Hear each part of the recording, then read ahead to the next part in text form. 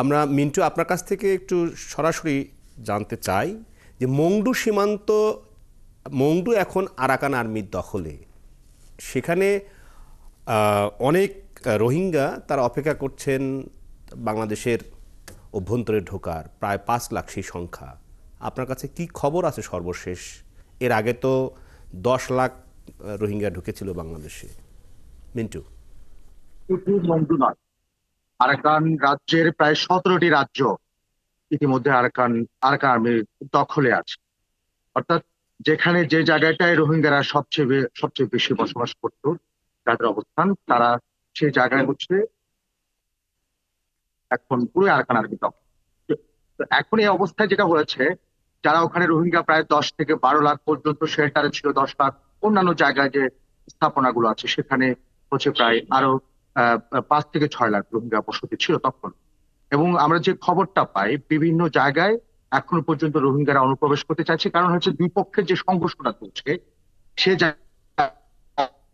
নিরাপত্তার জন্য বা তাদের খাদ্য বা নানা কারণে তারা বাংলাদেশে আশ্রয় নেবার জন্য চেয়েছে, কিন্তু বিজিবি কোস্টগার্ডের কড়াকড়ির কারণে তারা করতে পারেনি। কিন্তু তথ্য উপদেষ্টা কিছুদিন আগে দুঃখিত, ত্রাণ ও দুর্যোগ ব্যবস্থাপনা বিষয়ক উপদেষ্টা কক্সবাজারে এসে বলে গেলেন যে প্রায় 40,000-এর মতো রোহিঙ্গা ইতিমধ্যে অনুপ্রবেশ করেছে।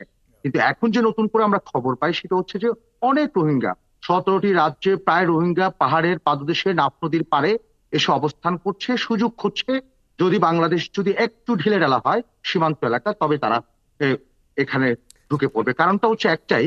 মিন্টু, আমরা একটু আসতেছি কামরুল ইসলাম। মিন্টু, আপনি যেহেতু সার্বক্ষণিকভাবে ওই এলাকায় আছেন, দেখেন কতজন, সেই ধারণা কি পাওয়া গেছে যে এই অনুপ্রবেশ করার অপেক্ষায় কত সংখ্যক রোহিঙ্গা এখন সীমান্তবর্তী অর্থাৎ মংডু দিয়ে আমাদের সীমান্তবর্তী এলাকায় আছেন, এবং ওই পার থেকে কোনো খবর পাচ্ছেন আপনি? সেই সংখ্যাটা যদি একটু বলেন।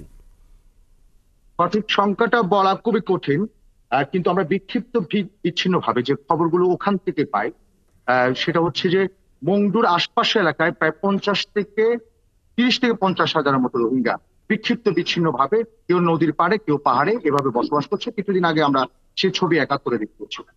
এবং আবার অন্যান্য যে রাজ্যগুলো আছে সেখান থেকে প্রায় 270 কিলোমিটার যে সীমানা বাংলাদেশের, সেই সীমানা জুড়ে প্রায় লাখের বেশি রোহিঙ্গা অপেক্ষা করছে। কিন্তু আরো অনেকে আসতে চাইছে, বাংলাদেশের অবস্থা কড়াকড়ির কারণ তারা অনুপ্রবেশ করতে পারছে না, সুযোগ পাচ্ছেন না।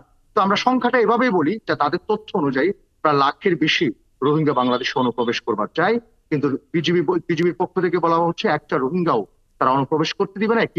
একই বক্তব্য কোস্টগার্ডের পক্ষ।